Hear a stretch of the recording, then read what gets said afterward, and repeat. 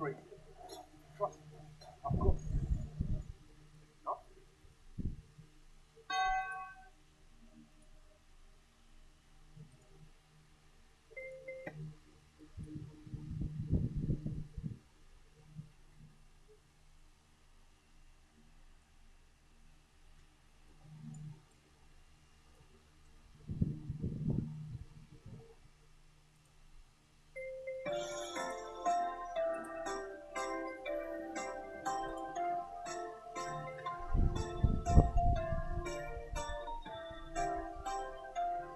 Happy birthday to you.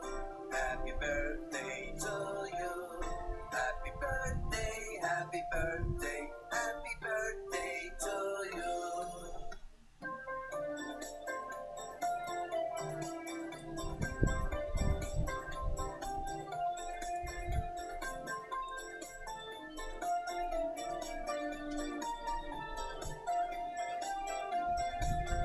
Happy birthday to you. Happy birthday to you. Happy birthday, happy birthday, happy birthday to you.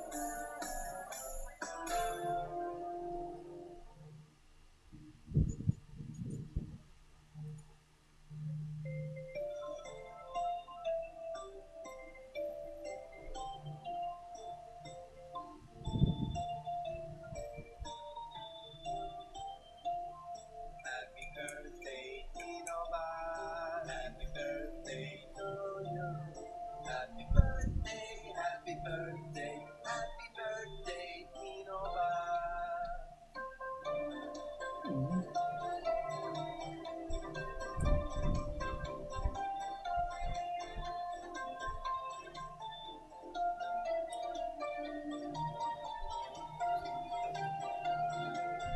Happy birthday, Innova.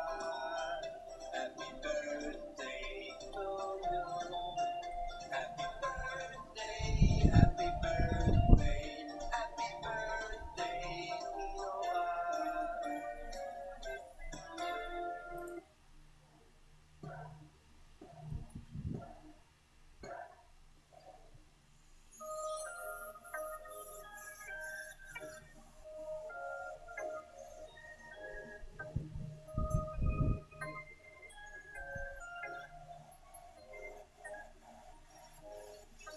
Happy birthday to you.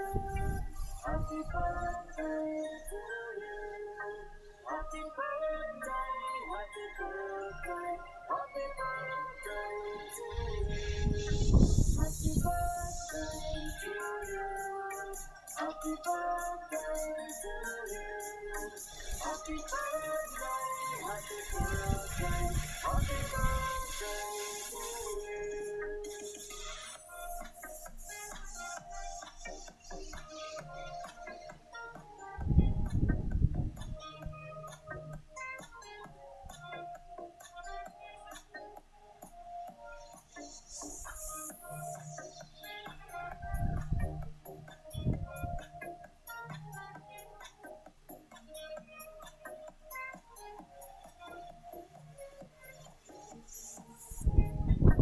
Happy birthday to you.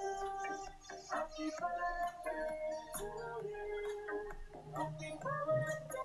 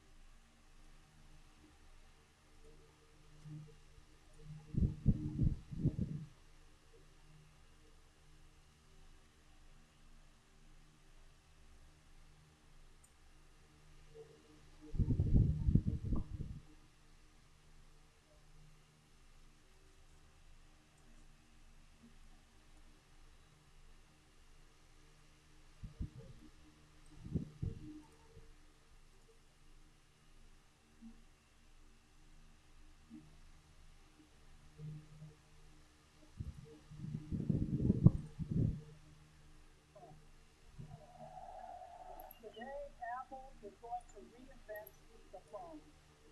But when the iPhone was first released, things weren't all smooth sailing. So it didn't take long for a group of developers and hackers to find a way to exploit and unlock the great iPhone, what we now refer to as jailbreak. But it's been 14 years since then, and it occurred to me the other day, what the frick happened to jailbreak? Legit, what happened to jailbreak? But not only that, who are the people behind jailbreak? Why did they make jailbreak? Well, no doubt, we're going to check out how jailbreak got started and explore the three main characters behind what is the largest opportunity. If you're watching, legendary tech. Okay, I know that as a writer and creative guy, my iPhone kind of just does everything I need. For sure, anything as customizable as I would like, so I guess I would just buy an Android if that's what I do. But generally, my iPhone does exactly what I need. You see, back in 2007, things were a little different. Unlike today, you can buy any SIM card and use it, right? Because Apple had locked this thing down. See, Apple released the very first iPhone exclusively with AT&T. You couldn't use the iPhone with any other carrier, any other SIM network. Of course, this was when that makes sense. At the time, AT&T was the second largest carrier in the US, and it was ahead. And Apple was releasing a product that no one had ever released. So Apple joined a 5-year partnership with AT&T. And for a lot of people, that didn't really sit quite right. Here's George Hart, a 17-year-old hacker, considered by many as the guy who kickstarted jailbreak. And technically, George Hart wasn't the first guy to jailbreak the iPhone. So jailbreaking refers to the process of removing software restrictions, as opposed to unlocking which refers to removing carrier restrictions from the device. The credit of the first jailbreak of the iPhone would go to the iPhone vendors, although they never really released it publicly. But George made it possible for any SIM, any carrier on the AT&T block iPhone. It said he did this using eyeglasses, screwdrivers, a guitar pick, and a solder board. And I remember seeing YouTube videos and articles as a kid, freaking out. All I wanted to desperately do was unwatch my iPhone. But luckily for me, thousands of other iPhone users, the jailbreaking community was just getting started. And it didn't take long for a jailbreaking tool that was publicly released that could also unlock your iPhone.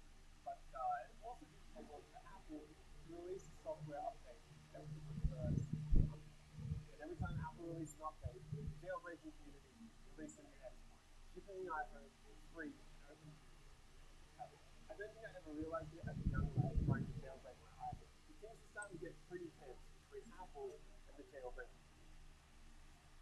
See, it can take me into the conversation around jailbreaking turned into a legal situation. Jailbreaking. Yo, what's up mga budyan? Welcome to first episode natin ng Search Option. So, ang video na ito ay para sa mga video na kung matutong mag-trading gamit and Search Option. So, kung naghanap ka ng video na makakapag-turo sa'yo kung paano nga ba magsimula, ito ng video ang ina. Unlocking your iPhone violated almost all of Apple's terms of service, but jailbreaking wasn't slowing down. Actually, it was ramping up. With a number of different tools like Jailbreak Me that made it even easier to unlock the iPhone. But jailbreaking didn't just simply allow people to use other phone carriers. It didn't take long for it to get way crazier than that. Because jailbreaking bypasses software restrictions, it was now possible to install tweaks and customizations that Apple had no interest in doing themselves. So then the question became, how do you install all these third-party tweaks and apps? Which is where this absolute legend, Jay Freeman, comes in. A computer science graduate, Jay Freeman, in 2008 released the Cydia App Store, which actually launched before Apple even released their own App Store, which is kind of wild to think about. And it wouldn't take long for jailbroken tools to automatically install Cydia. The only way I could tell that my phone was jailbroken is that I could see the Cydia logo load up. That was a good day. That was a very good day. But not only did Jay Freeman introduce an app store for the iPhone, he also made it possible for developers to sell apps, making Cydia one of the very first ways to make money developing for the iPhone. This is my 16-gig iPhone 3GS, and unfortunately, it's not the one that I had as a kid. However, in an attempt to run Minecraft on this thing, I had to jailbreak it so I could access the App Store again. This just takes me back to a whole other time of tech. It's so iconic. Now, I'm not gonna lie, when I first jailbroke my iPhone as a kid, I thought I was the only one who 2009, almost 4 million people had Cydia installed on their iPhone. That is a lot. That's a lot of jailbroken phones. Jay Freeman had created a monster. Now, unfortunately, a lot of my favorite tweets for the 3GS are no longer available. It's been a long time. It's been over 15 years, so of course I didn't expect them to work. But as you can see, I have Cydia working here just like the day that I had it installed on my iPhone. And Cydia worked pretty simply. To download free significant apps, you had to add sources. These sources were simply links to a bunch of different tweets and customizations that you download on your iPhone. And even now, just looking at the changes tab in Cydia, there are so many I can't even get over how many things there are. What do we have here? Change keyboard by swiping up and down, install apps in lower iOS versions. That sounds pretty helpful. Fix Spotify crash in iOS 9. Change the device resolution. I just clicked on one and it fully just crashed my iPhone. And some of my favorite tweets have to be like the barrel wallpaper. I tried downloading it and it didn't work. Well, this tweet that imitated gravity to the icons, so you could just throw the icons around on your phone. You better remember at the time, accelerometers inside of iPhones were a pretty big deal. At least as a kid, my mind was blown that I could like use the beer app that would like look like it's pouring beer out. It was a simpler time. But it really didn't take long for jailbreaking and Cydia to become part of the iPhone user experience. And Cydia's user base just kept growing. See, come 2009, things were getting a little spicy. The first iPhone and the iPhone 3GS had made their mark on the tech industry, which meant more users using iPhones. But Apple released a major update, iOS 3, in an attempt to slow jailbreaking down. Actually, they would have been stoked to see it stop altogether. The jailbreaking community does, we're quick to respond. And Geohawks released Purple Rain, a brand new exploit for unlocking iOS 3. This back and forth between Apple and the jailbreaking community it was full on. Every time Apple attempted to lock iOS back up, the jailbreaking community came in swinging with new exploits. See, it's not understanding why Apple was super stoked about jailbreaking. Sure, bypassing software restrictions sounds pretty innocent, but it does inherently open up a lot of opportunities for not so great people to do not so great things to your jailbroken phone. And security was just one part of Apple's concern. It seemed like the bigger issue at hand was piracy, which in turn leads to revenue loss for Apple and their developer community. Jailbreaking made it stupidly easy to install pirated games with apps, and of course undermining the App Store, which was making Apple a lot of money even back then. But on July 26, 2010, Apple's PR department released a statement on the DMCA exception request that made jailbreaking legal for individuals. However, they still stated that jailbreaking damaged and void the warranty of your iPhone. But it was still legal, and as you can guess, this was a pretty big win for the jailbreaking community, and it added a lot of fuel to the fire. See, within only a few years, Cydia reported a $10 million annual revenue and 4.5 million weekly users. Oh, holy smokes. We're not talking the legit app store, we're talking a third-party app store. Jay Freeman created a beast, a monster of an app store.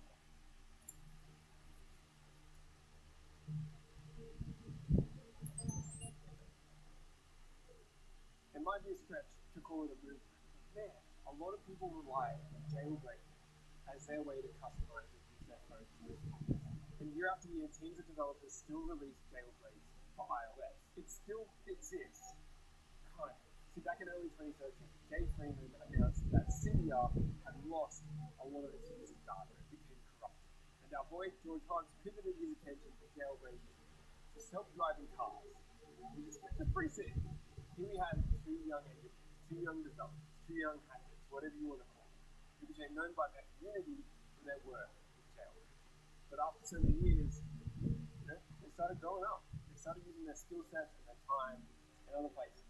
And who can blame them? And over the years, Apple would eventually implement all of these customizations and tweaks, features like multitasking and widgets, stuff that we only really just got from Apple. Well, you could do them a long time ago on a jailbroken iPhone. And of course, by this point, Apple had made it possible to use any SIM, any carrier with an iPhone.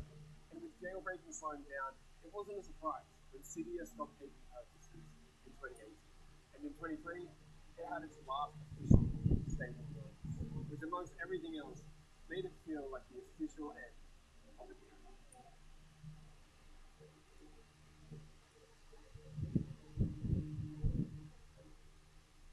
What was it that you could go online? sake. GPS hosting now starts at just $5.99 a month.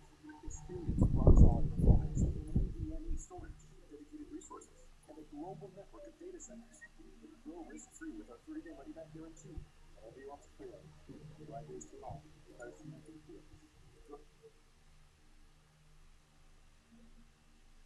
throughout this whole journey, there was a third character that never really showed his face. Yeah, it was Steve Jobs.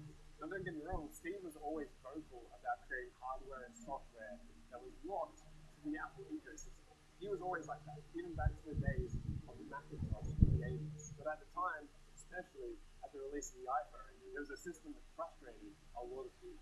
From doing research and trying to find how Steve Jobs really felt about jailbreaking as a whole, I came up short. For a guy that was pretty vocal about a lot of different things, Steve was pretty reserved when it came to the iPhone and jailbreaking. Now, it could have been his ill health at the time. Big Dog Steve had his fingers in a lot of different pies on top of everything else that was going on. But at the official release of the iPhone in the UK, he did say this to Steve. He referred to it as a game of cat and mouse, saying that he and Apple would try and stay ahead. People would try to break in, but it was our job to stop them from breaking in. But see, I find his statement so interesting. Before Apple, Steve Jobs and Steve Wozniak created a device, a blue box, a simple machine that could take advantage of the phone network in the US at the time to make free phone calls, to bypass having to pay for phone calls. And so as much as I understand why Apple would want to keep these systems in check and locked down, I do find it quite ironic. Is it ironic? I guess it's ironic. That Apple, especially in its early days, was built on that concept of rebellion and having things together. Honestly, could be why Steve never really said much about it. A part of me would like to think that he got it. You know what I mean? Like that he understood why people tried to check their ideas.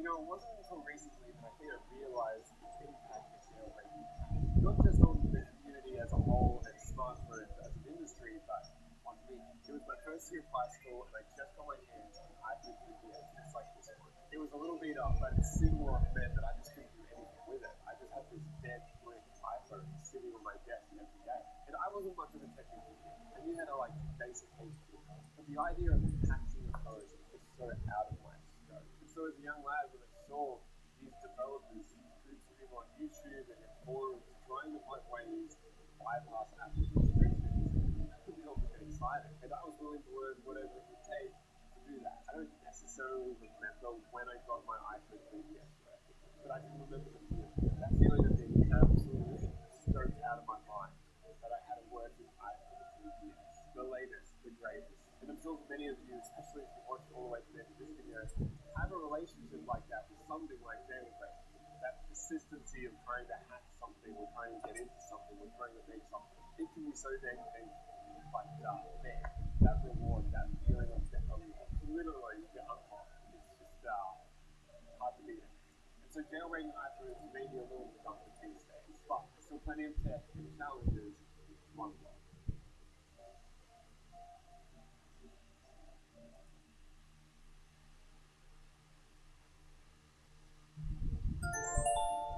Mga kapatid, magandang gabi po sa inyong lahat. Naalala ko lamang po, yung pong customer ko kahapon na isang sundalo na mukha ni Cesar Montado na siya po ay nasiraan ng turbo. Lumalabas yung langis doon sa bibig. Pangit natin sabihin kung bunganga yan.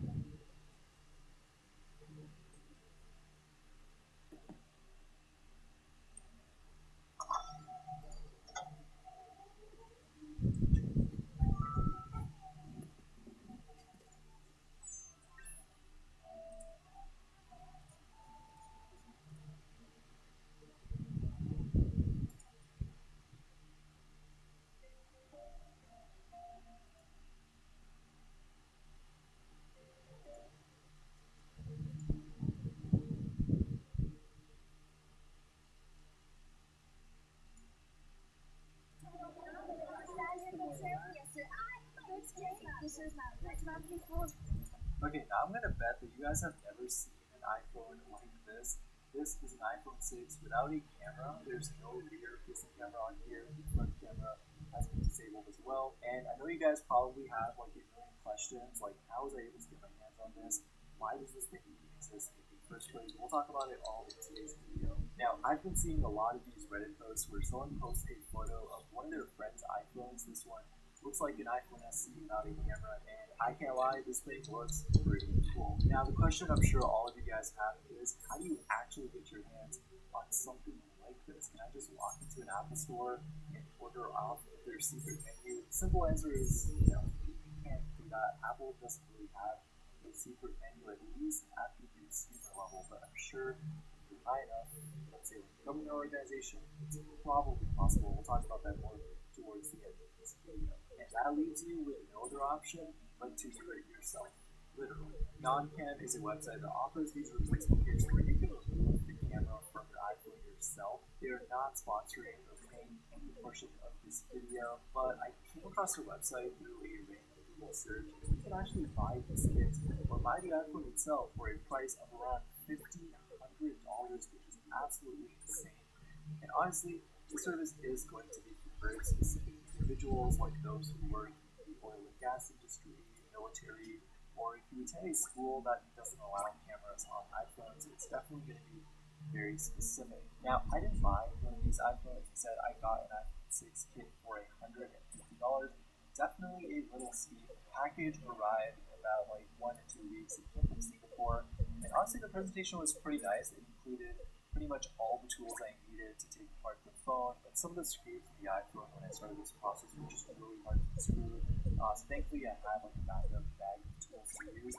I also find it interesting that they included the iFixit guide here on taking apart the iPhone 6, but I can't lie, it's a really easy guide to follow. But yeah, I started with removing the display, the battery, the logic board, pretty much taking out every little piece of this phone.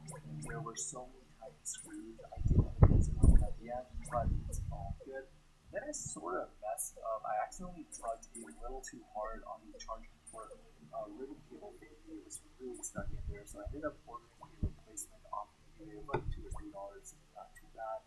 I then put everything together, and yes, the camera module actually fit inside here, but of course it's being blocked because there's no camera cutout. Now, when putting this phone back together in the new housing, I tested it out, and the phone was actually working perfectly fine with the ripped ribbon cable. So this was nice to see, but I did end up replacing the cable anyways, just because I had already ordered it, and yeah, it's nice to have new parts. And actually, during the installation process, I accidentally ripped the front-facing camera ribbon a little bit. So yeah, fortunately, the front camera does not work on this device anymore, but hey, it's a win-win because I guess the front camera is supposed to work anyways on one of these devices. But yeah, at the end, we powered it up and got a fully working iPhone 6 without a rear or front-facing camera. It's like my little Frankenstein iPhone. So yeah, fun little project. So all in all, this project came out to $180.99. Now, in my opinion, I don't think this is worth it for the iPhone 6. This device came out in 2014, more than 10 years ago. Apple also does not offer any support for an iPhone. So my guess is NonCam, the company that sold this kit, probably just had old stock sitting around. I guess for some individuals who really need an iPhone without a camera, this could be an option. I don't really recommend it. I would probably get something like an SE at this point. And this leads me to the next point of this video. Why is this a thing? Why does it exist? In my opinion, the iPhone is one of the most secure smartphones, so from a privacy perspective, you're probably going to be just fine whether you have a camera or not. But on the other hand, if you work for a company that handles really sensitive information, that if it were to ever get leaked, it would impact you, your organization, or even your country where you live, then it obviously makes sense. So I can see why having this is a really important safeguard. There's a lot of different use cases for someone who would actually use a device like this, and it might not be common to see every single day, but I'm sure there's a lot of people out there who actually do have cameras, iPhones. Comment down below if you're watching this video on one of these today. And one of the things that I was honestly curious about was, why does this company offer phones like the iPhone 16 and 15? To be honest, I think there's two parts to this.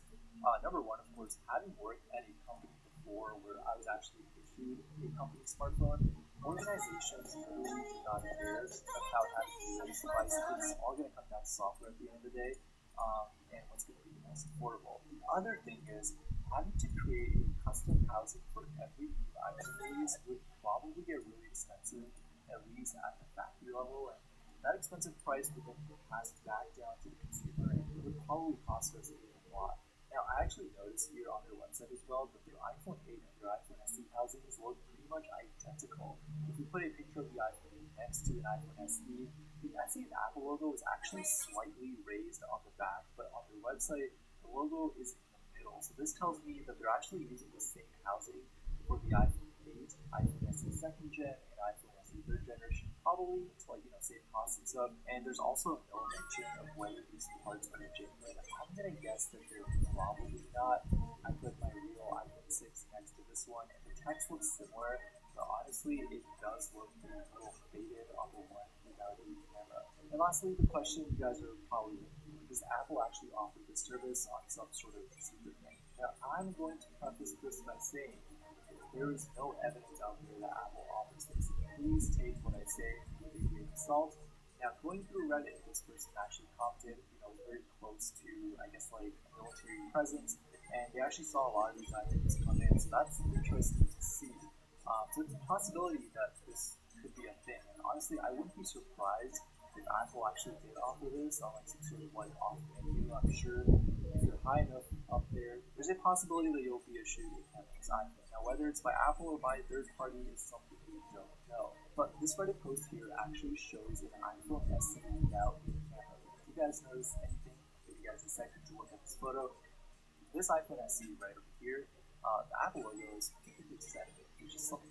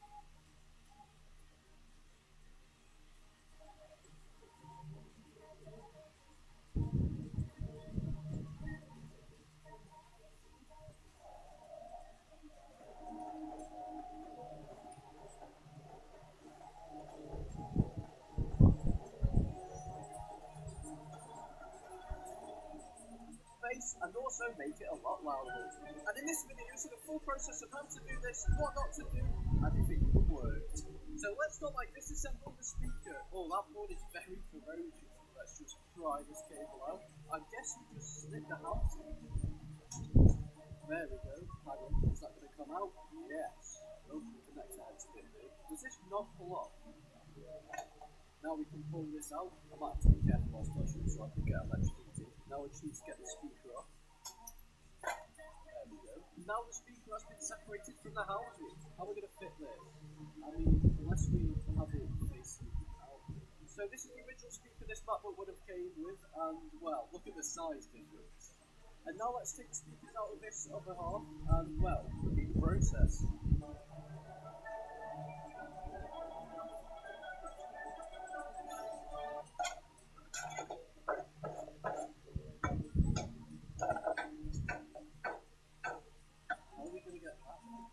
Might have to break the entire thing.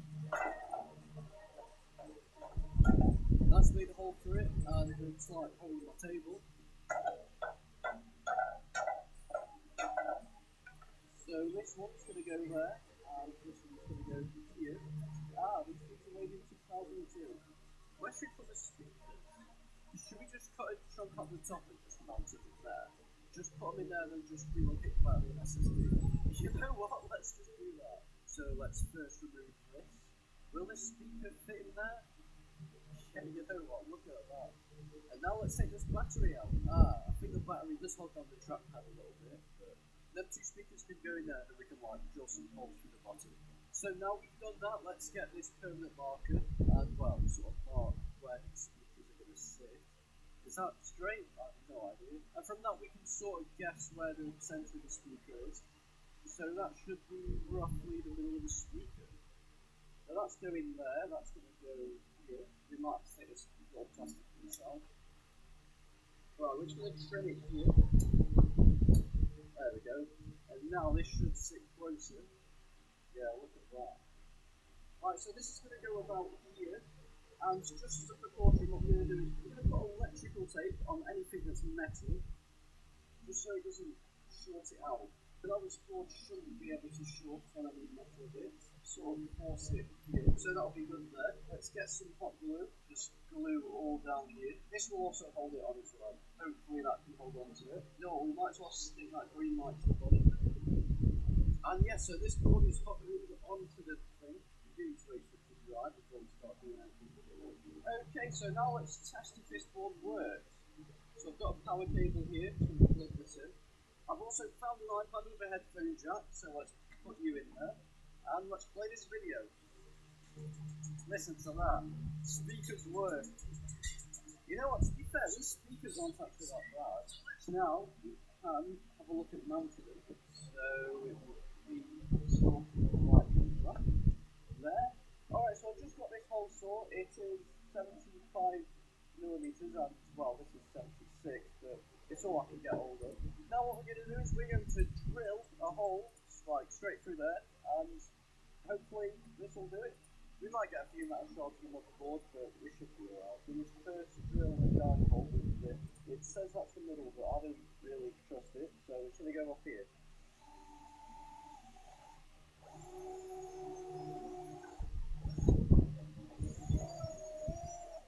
We'll start drilling out this side first. Alright, let's just go for it.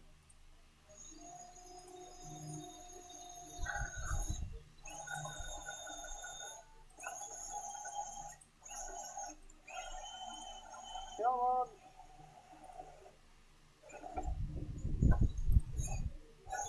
Or me wrist.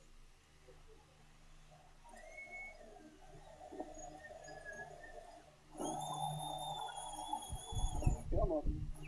This is not going well.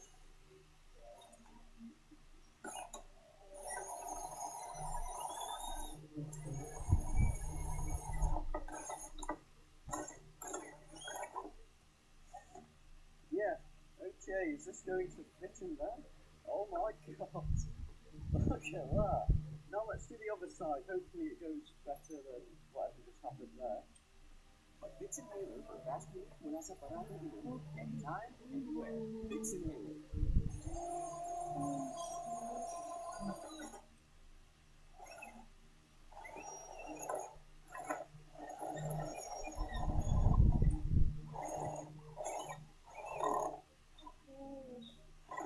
Come on. Come on. I think I've got it. No.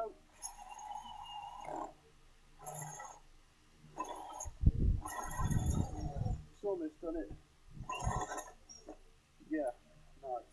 Don't know how long you saw any of that, but I am going to have to glue these magnets back on because that's what holds the lid to the computer down. Yeah, so you've got them magnets, the lid doesn't really close that well. Let's plug this in there. Look at that. They're working. This is an on-scene car, and in this video, Work a bit well. Alright, now Gary, what we can do is flip these speakers over on here, and we can actually make holes in the speakers when we move them. Oh, you know what? The holes are now perfect. Fish.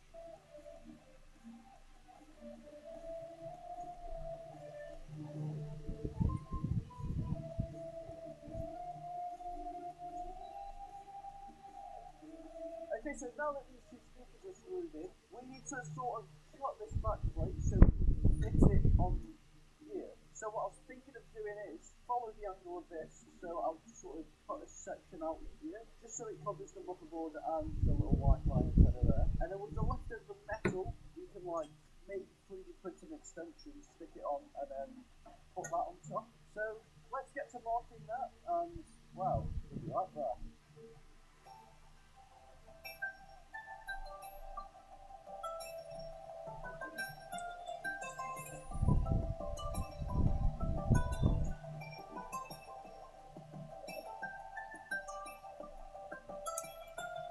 Okay, so I've just finished sawing this, and isn't that the straightest line you've ever seen?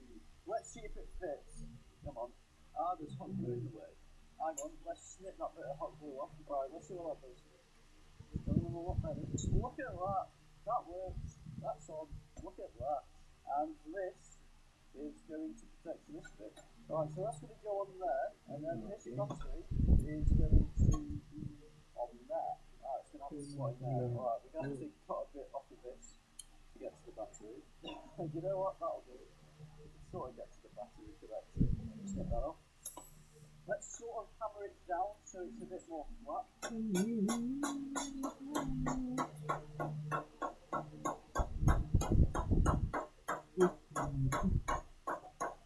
Yeah, look at that. Okay, so the battery terminal can be connected. What we're going to do is we're going to connect it like that, and it's going to be angled sort of that way.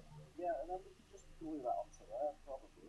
Right, so now that we've got where the battery is going to be, let's find out where we can put this SSD. So I was thinking we shove it behind the trackpad here, and I'll take this off, and then we can sort of put that connector in there, fold it round, and there's a screw there. So I was thinking get one of these small ones if it fits, and just sort of put it under that. Actually, to be fair, I can probably just put it under this screw. You know what? That's doing something. Okay, yeah, that's it. That's still securing that. Ah, I think there's little studs in there, so we have to take them out. Right, we'll just take these two out. Now, hopefully, we can mount that down the bottom here. You know what? We can cut some of this plastic off.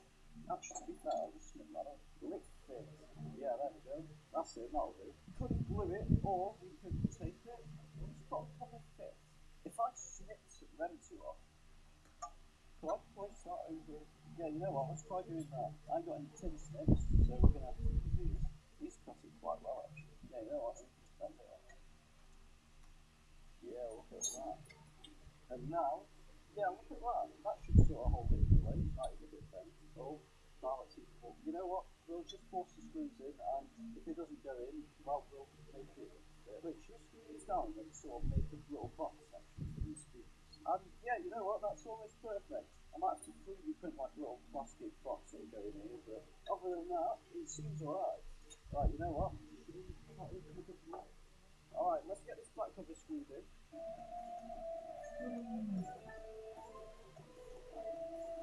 Okay, so now that this back cover is in, let's screw in the SSD cover. This is just temporary for now, but once we've done it, actually wait, I could have just kept this all as one piece. Oh well. And then after we've done this, we're going to see if the computer will turn on, because I have sort of dragged the motherboard around without a protective cover on the head. So now let's plug the battery in, and there also might be metal shards in the motherboard. Okay, that's it. Battery's in, let's flip the computer over and see if it turns on.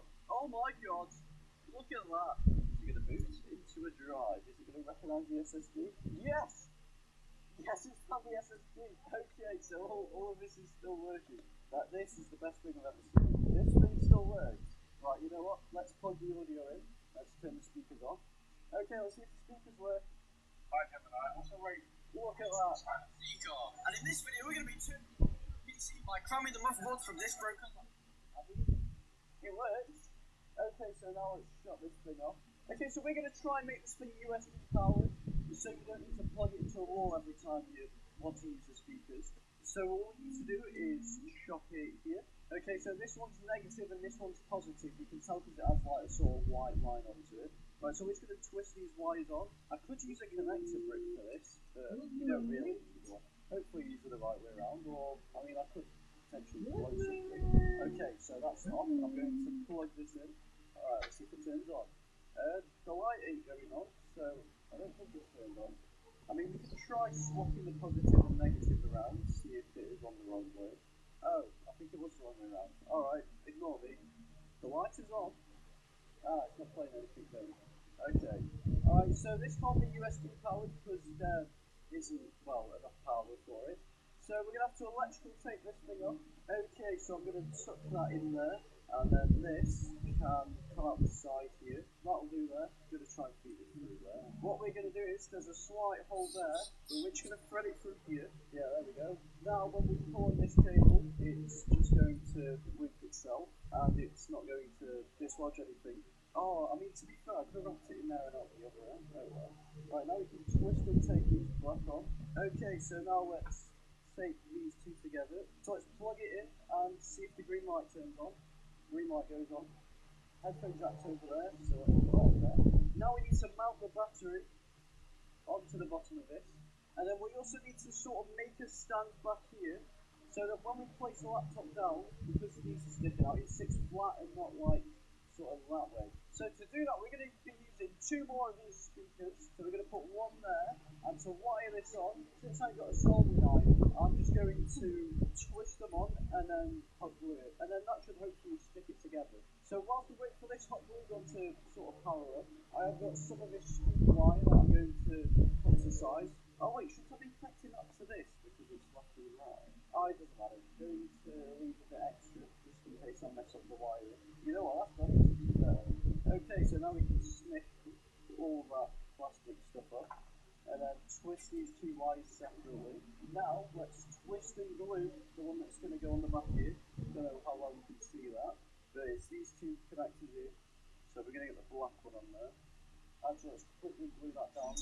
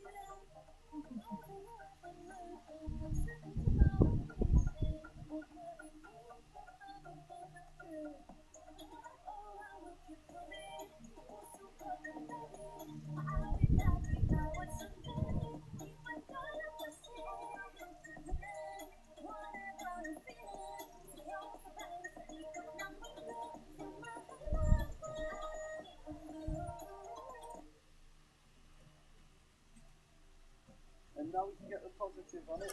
Oh, that's not push. That's probably going to be the best we can do on that. Put some glue on it, and then wait for that stuff to dry. Okay, so now we can connect this speaker to this one here. So with this wire, we can put the positive on positive. Throw a bit of glue on that. Hopefully that's touched it. I mean, it's not the best looking thing, but we're not going to see it once it's all covered anyway. Now let's put the negative on. Right, that should be alright. Okay, so now we're going to have to go sticking the battery down. So I've got some alcohol here. I'm just going to put some on there. I've already wiped this over once, but we might as well do it again. I'm going to make sure there is literally no oils, or the battery won't stick to the metal plate properly. So we're going to put it about there. So we got some of this strong glue that I used to hold down that fold foam together. Oh my god, okay. That's a lot. Oh, it's going in the USB port. That hasn't gone well. Oh, the battery's already stuck. Oh, the tissue stuck to it. Okay, yep, that battery's already stuck down to the back of that. Alright, I found another one where this lid actually comes off and it's not put together. So we're going to try, with the smallest surface area, to glue this speaker down. Now, I don't know if it's going to do it, but there we go, that's that side. And now let's do this side. I mean, it's probably not going to hold it down for very long, but you know what? Already that's held it down. Pack some hot glue on there.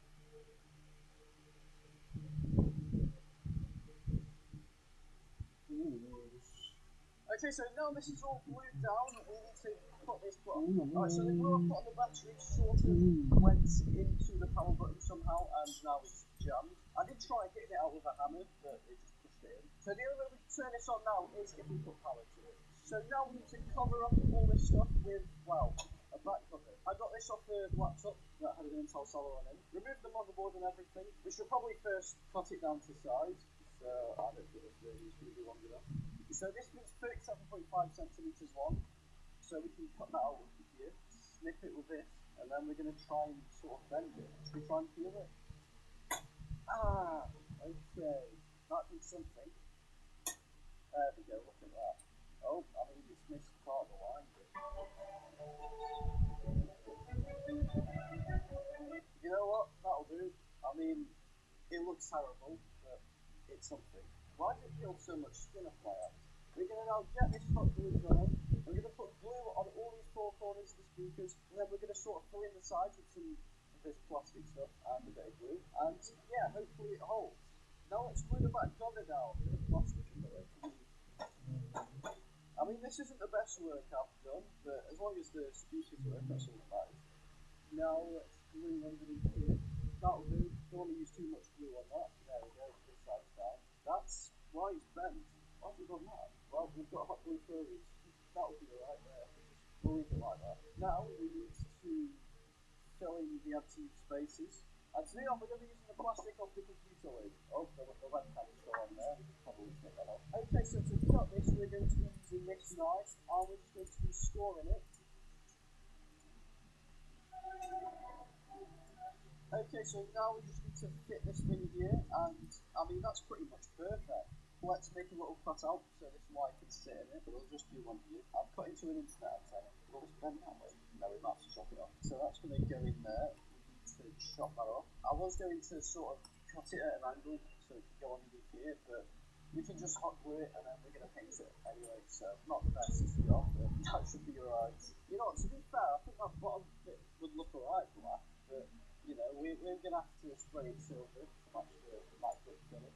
Trim these plastic clips out too. We might have to position this up here. I don't know how well you can see that because you are quite far up.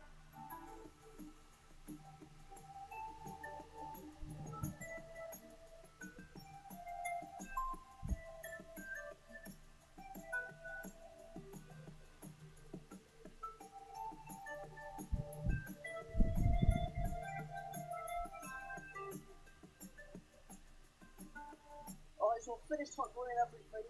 All of this is all sturdy and put together. I've even put a little support there, so you know this doesn't bend inwards when you slam it on something. I've masked up the speakers, so now we're going to spray paint this with silver, and hopefully it covers up all this hot glue and it sort of matches the top half of it.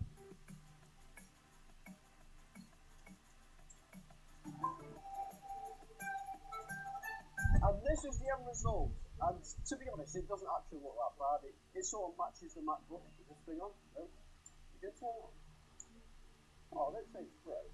It's a broke. And this thing doesn't look like it's turning on. I have no idea what's happened to it. All we can do now is take this bottom cover off, disconnect the battery, put it back in, and hopefully it turns on. But if it doesn't, then, well, you know what, let's use this carbon fibre airtag thing to open it. I mean, I could use like a heat gun. I reckon it's a bit actually. We fire up from both sides. Oh, after keep the bottom face on. So we need to do. That is on there. That is actually on there. I don't really want it to snap, and I'll pull it off. Better to separate it from the bottom here, because then we won't have to like super glue it back on the MacBook. You know what? I reckon we just. Oh, well, that wasn't meant to happen. Should probably get a heat gun or something, but I even got a hairdryer to be fair, because that's when I got blue. Wait, I've just realised alcohol softens glue, doesn't it? Just use it. Then if it's something hot glue, but that's fine though. Oh yeah, I could have just used this. This would have prevented the whole thing. I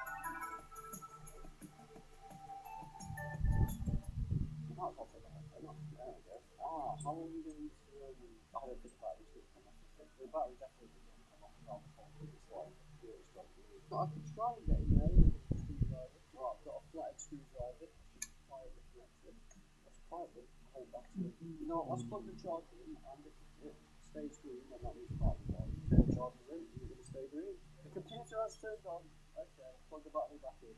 I'm not sure what the issue was there, but let's get the hot glue gun back on. I'll reconnect this. I've made that work. Oh no, I've lost my bit. Oh, it's there. Can't see it from the angle like that. The battery has been fully disconnected now. Let's get that back in. What am I going to do with this? I'm in a bit of a situation. I'm going to put the battery out. Okay. You know what? Okay, yeah, that's really suitably from this battery. We can always factor it in. And before we install the insurance battery, let's get all this moving so it's more secure.